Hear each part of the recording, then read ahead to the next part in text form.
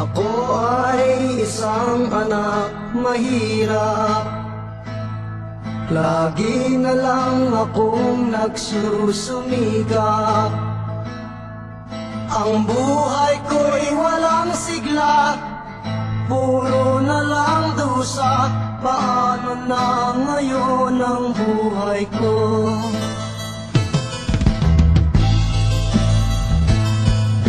Sa akin ay walang tumatanggap,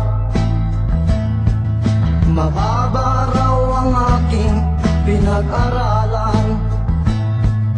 Grade 1 lang ang inabot ko, no read, no write.